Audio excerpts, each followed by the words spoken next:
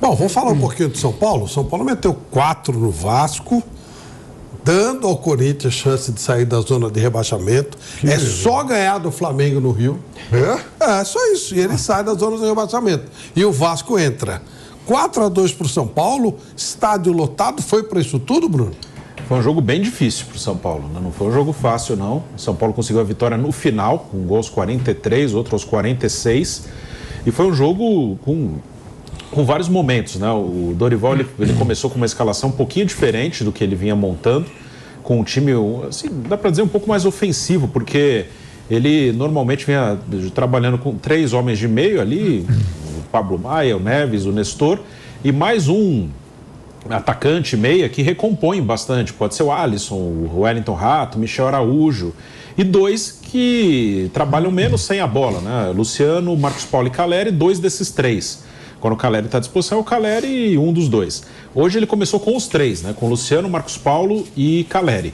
Então o São Paulo, que nos últimos jogos tem se caracterizado por uma segurança defensiva, ele estava um pouquinho mais exposto. O Marcos Paulo era o responsável por fechar o lado esquerdo e ele tinha dificuldade para fazer isso.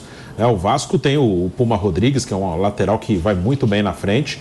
Então o São Paulo estava com dificuldade, foi um jogo aberto desde o início. O Vasco teve oportunidades, o Rafael fez boas defesas e o São Paulo também tinha as oportunidades dele. Mas o São Paulo conseguiu fazer 2 gols na primeira etapa. O primeiro, num lance que a defesa do Vasco estava toda fechada, aí o Marcos Paulo, o Luciano foram disputando e a bola chegou no Calleri. E o segundo foi um contra-ataque muito bonito, né?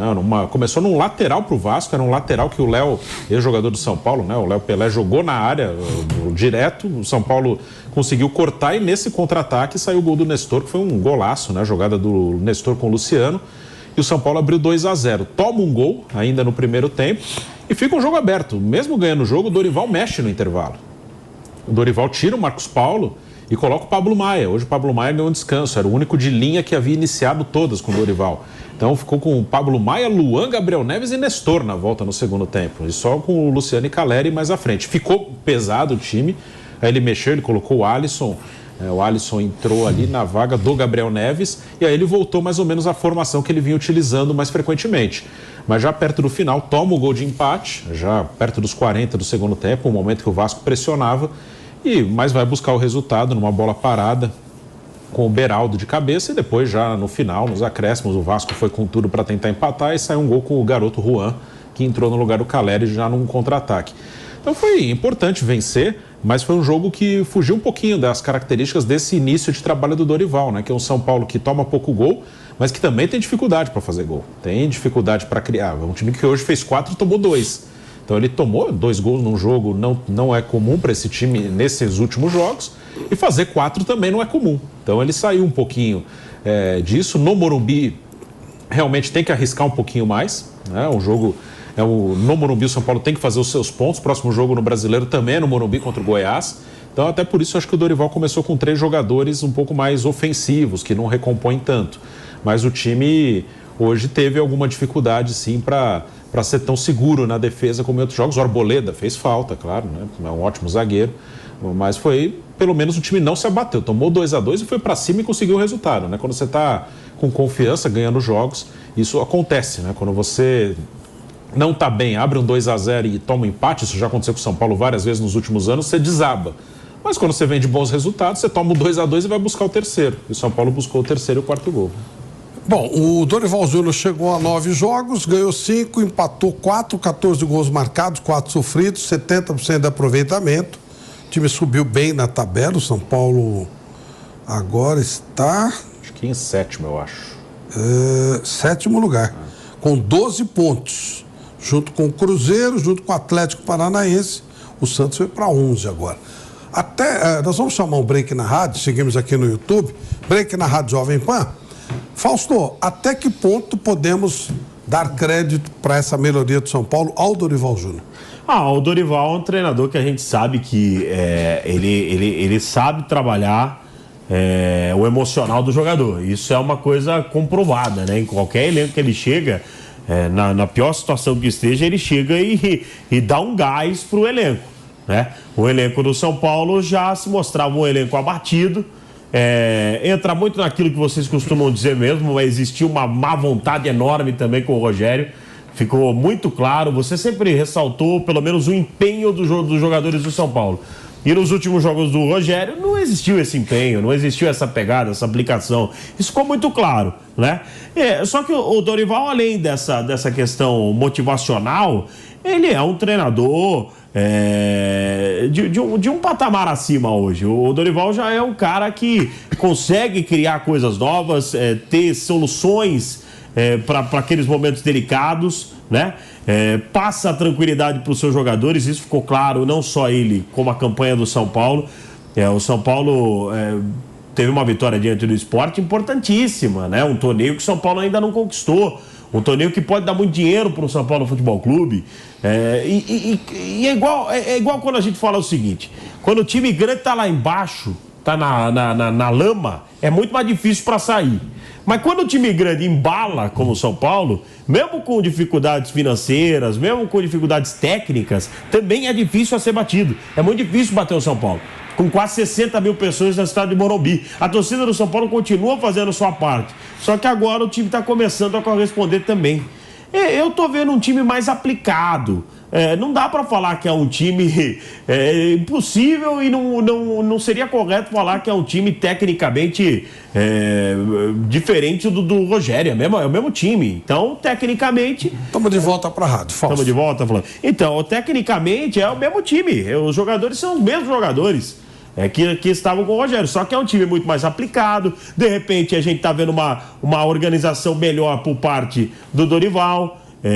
Tem inúmeros fatores, né? E o Dorival nesse momento é invicto. Então isso é um fator importantíssimo para um gigante como o São Paulo ter uma boa sequência. O que já faz o torcedor não pensar em rebaixamento, Flávio? O duro era o torcedor do São Paulo estar pensando em rebaixamento no Campeonato Brasileiro. Hoje, o São Paulo desse jeito dificilmente vai correr risco e aí pode sonhar sim com uma vaguinha lá atrás, brigando por uma vaguinha na Libertadores da América. É um time, eu vou mais ou menos na sua linha. Não mudou tecnicamente não, mas é um time que voltou a ter aquela aplicação e vontade que tinha em determinados momentos com o Rogério. A gente olha aqui o calendário de São Paulo, tem um jogo com esse Puerto Cabello, né, fora de casa, que essa coisa aqui, né? De surpresa. Aí depois ele joga no Campeonato Brasileiro com Goiás em casa, como você já citou, Bruno, com o Sport em casa, pela Copa do Brasil, sai para jogar com o Grêmio, depois ele pega o Tolima em casa e joga com o Palmeiras em casa. Uma série muito boa dentro de casa. Só vai achar problema contra o Palmeiras. Contra o Palmeiras, teoricamente é isso. Teoricamente. Até onde vai esse time de São Paulo, Bruno? É um time que pode brigar ali por vaga em Libertadores, tem muitas vagas. Eu tenho dito aqui que tem uma coisa que tem que ser observada, de pegar o que aconteceu o ano passado. No ano passado o São Paulo chegou em 2 finais e uma semifinal.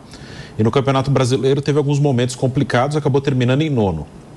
Eu não lembro agora o resultado da 7ª rodada do ano passado, mas até a 6ª rodada, né, tirando o jogo de hoje, que foi da 7ª, o São Paulo ano passado em 6 rodadas tinha 2 pontos a mais do que tinha esse ano. O São Paulo começa bem o Brasileiro do ano passado. Mas depois, quando avança o mata-mata da Sul-Americana, a Copa do Brasil, nas fases mais complicadas, o time se enrola no Campeonato Brasileiro.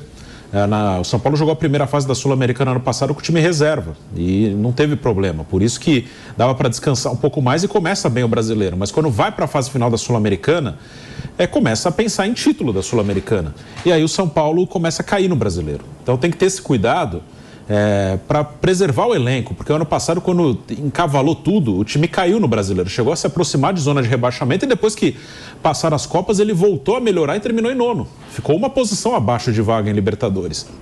Então o São Paulo tem que ter esse cuidado, né, de não desgastar demais. O Dorival está, por enquanto, tendo esse cuidado e está dando certo, ele está conseguindo revezar bem o elenco, trocou 5 do jogo de quarta-feira para o jogo de hoje. E agora, nessa sequência... São Paulo está na 3ª posição, Bruno. Sim, estava na sétima rodada, estava em terceiro lugar. De 2022. Agora está em sétimo, está até um pouco pior. Isso aí. São Paulo começou bem o ano passado, ele começou bem. Aí depois que encavalou tudo, que complicou. Então tem que ter esse cuidado. Essa semana, por exemplo, claro que eu não sou da comissão técnica, eu não tenho todos os dados, não tenho nem capacidade de fazer planejamento, porque eu não trabalho em clube de futebol. Eu mandaria o reserva do reserva para Venezuela. Sabe como é que é a viagem? O São Paulo sai amanhã à noite e chega na segunda-feira à noite lá. É um negócio impressionante. Eu acho que nessa sequência tem 2 jogos que dá para descansar. Para a Venezuela, alguns titulares eu nem mandaria para viagem. Porque vai. Mas quem está se comportando mal. Dá para. Porque esse cara que chega atrasado, se comporta mal, manda para lá, pô. Com o time reserva dá para ganhar o jogo lá. E se não ganhar lá, tem 2 jogos no Morumbi depois. Tem o Tolima e o Tigre. Então a Sul-Americana, o São Paulo está numa situação confortável. Aí depois o outro jogo que dá para mesclar bem é o Sport em casa, pela Copa do Brasil, que fez 2-0 no Recife. E aí não é menosprezar adversário, é uma questão que em algum momento você tem que descansar os caras, porque é um calendário pesado. E o São Paulo fez o resultado fora de casa. Então, acho que esses 2, para Venezuela eu mandaria a molecada. E esse jogo do Sport é outro jogo que dá para pensar em mesclar, né? Porque no Brasileiro, depois do Goiás em casa, tem Grêmio fora, que sempre é difícil. E depois tem um clássico com o Palmeiras, no meio disso tem um jogo com o Tolima aqui na Sul-Americana, que se der algo errado na Venezuela, supostamente com reservas, você tem Tolima e Tigre aqui para confirmar a classificação. E há um detalhe, o São Paulo ele tem um elenco que alguns jogadores são bem chaves. Se ele perder alguns jogadores, ele pode ter problemas. Certo? Então tem que tomar cuidado mesmo. Hoje o Luciano parece que voltou a jogar um bom futebol, fazia tempo que ele não jogava. Mas é um jogador que se contunde bastante. Então, só o Caleri, né, tá vindo de contusão. É bom tomar certo cuidado com alguns jogadores. Beraldo e Arboleda, que são jogadores também fundamentais hoje. São Paulo tem uma defesa que é muito boa. O Beraldo é excelente. Excelente zagueiro, né? Rodrigo Nestor saiu com dores, deve ser preservado, isso é bom. E você vê, vai nem viajar. Bom para ele e bom para São Paulo.